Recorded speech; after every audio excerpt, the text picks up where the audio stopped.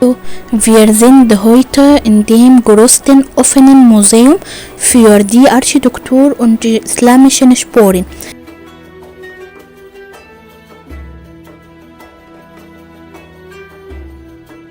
Es enthält etwa 29 Spuren. Die El-Mu'izz-Straße ist eine der ältesten Straßen in der Welt.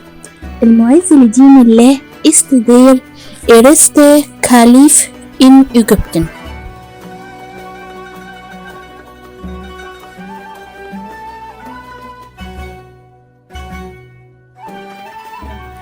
Er gehörte zu Fatimiten. Die El-Mu'izz-Straße liegt in Al-Azhar-Gebiet.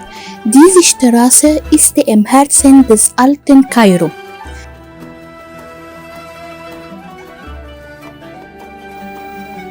Die El-Mu'izz-Straße ist von El-Futuh-Tür nach Zawel-Tür.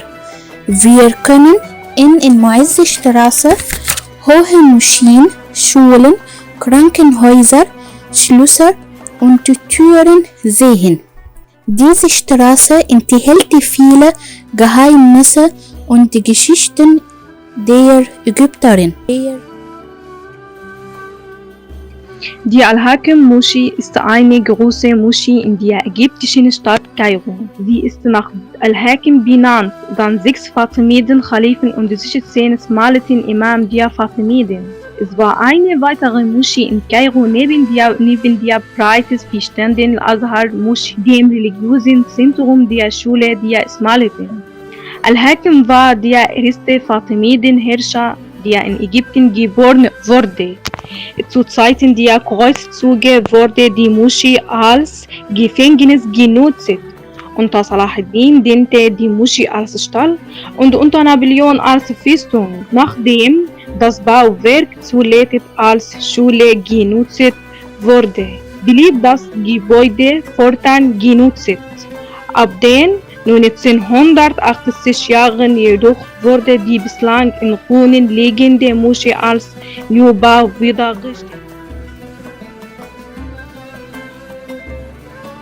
Das Bad Zuela mit den beiden Minareten, wie Sie sehen, auf den Türtürmen. Aber die grausige Berühmtheit erlangte das Tor auch durch die Tatsache, dass im Mittelalter das Gefängnis von Kairo bzw. Al-Qahira in unmittelbarer Nachbarschaft des Tors lag. Deshalb wurde der verkehrsreiche Platz unmittelbar vor dem Tor für Hinrichtungen verwendet, aber auch für die Zurschaustellung der Leichen oder der Köpfe der Hingerichteten. Auf der anderen Seite gibt es eine interessante Geschichte bzw. historischer Einblick, und zwar der Ursprung des Wortes Zucchini. So, diese Geschichte ist: Es gab Märkte in Bab Zuela oder im El-Metwalli-Tor, auf denen sich Händler versammelten, die darauf spezialisiert waren, alle Produkte an Ägypter zu verkaufen. Eine lange Warteschlange, bis die Gebrochen eingezogen sind und auf den Markt kommen durften. Niemand außer Zucchini-Händlerin wird aus der Warteschlange ausgeschlossen, weil sie schnell verdrecken und die Hitze nicht ertragen können.